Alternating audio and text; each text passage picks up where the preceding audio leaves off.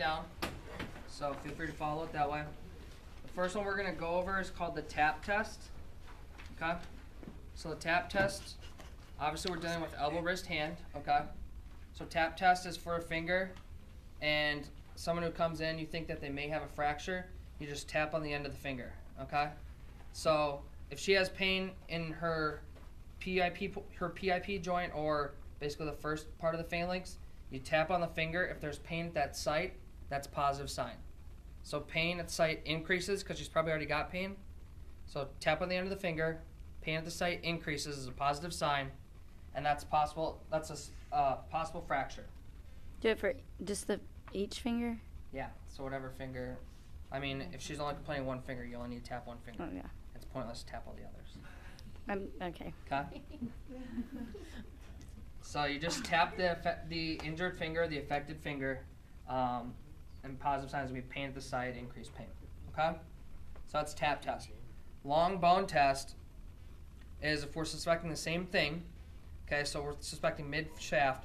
What I'm going to do is I'm going to try and compress that bone. So I basically stabilize both ends of the bone, okay? And I'm just compressing them together, okay? So I'm just applying, just pushing my hands towards each other like that. All right? And that would be, again, positive sign is pain at the site or increased pain. And again, possible fracture. Okay? Questions about those two? All right. So the next one we're going to do is called Finkelstein's. Finkelsteines.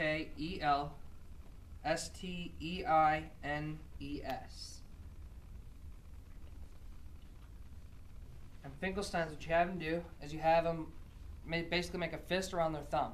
Okay? Have them make a fist around their thumb, and then you have them go into ulnar deviation.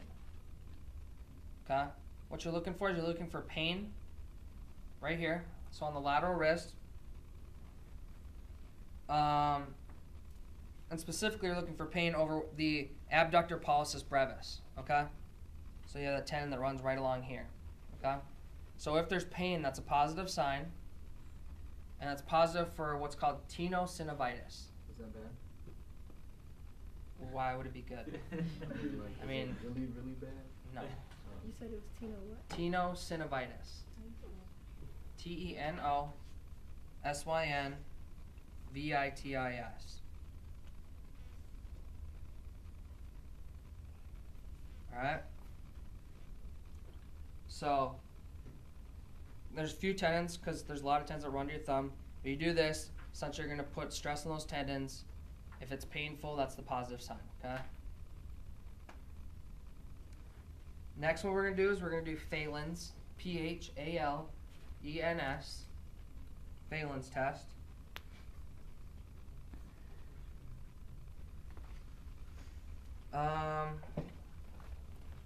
And so Phalen's test, you're in this position, okay? And you bring the shoulders up so you get 90 degrees of flexion. That's the best way to do it. By bringing the shoulders up, just bring your shoulders down. Just relax, there you go. See how she doesn't have 90 degrees of flexion here when you just put them together?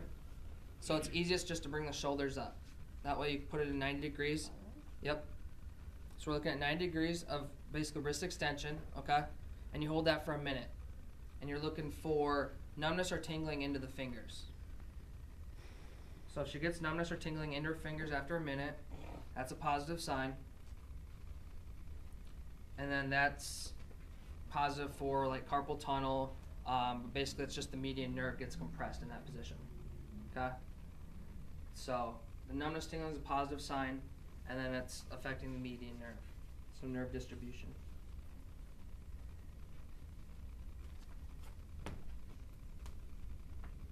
Cool so far? Mm-hmm. All right. Last one we're going to talk about for right now is called Tinel's sign. Okay? And some of these tests you can do on different areas of the body. Okay? So you can do the tap test on the toes, or on the olecranon fossa, or the olecranon process. You can do long bone compression on the toes, or on the metatarsals or the tarsal bones. Tinel's sign you can also do in different areas of the body. Where I'm going to show you is I'm going to show you in the elbow. So you can do it in the wrist, you can do it in the ankle. I'm gonna show you in the elbow, okay? Has everyone ever hit their funny bone in here? Mm-hmm. Okay. So that's what this is testing, is we're finding where her ulnar nerve runs, okay? Which is right along here, okay? And I'm just gonna tap on that. And I'm looking for her to get like a tingling sensation in her fingertips, okay? And if she gets that tingling sensation, then that's you should get that, okay? So the tingling sensation is common. If she didn't get that, then we'd be worried. Now the thing you gotta think about is, and we had one person in Tuesday's lab who we couldn't get them to feel the tingling, but they felt like they had a pretty deep tunnel here, Guyon's tunnel, and so we couldn't necessarily get to that nerve because it was so deep down in there. So some people you have to consider that, and then other people, I mean, you want to do it on, as close to the skin as possible, because if they have any clothing, that's going to inhibit the tapping of that nerve, okay? And then obviously if you have an overweight person or something like that, there's going to be a lot of adipose tissue that you got to go through, and it could be very tough to get that. But what you're looking for is you want that tingling. So positive sign is actually going to be no tingling in the fingers, okay? And then that's positive again for nerve distribution. Okay? So 2 tests for fracture, 1 for tenosynovitis or tendon, and then 2 for nerve. Let's go practice those.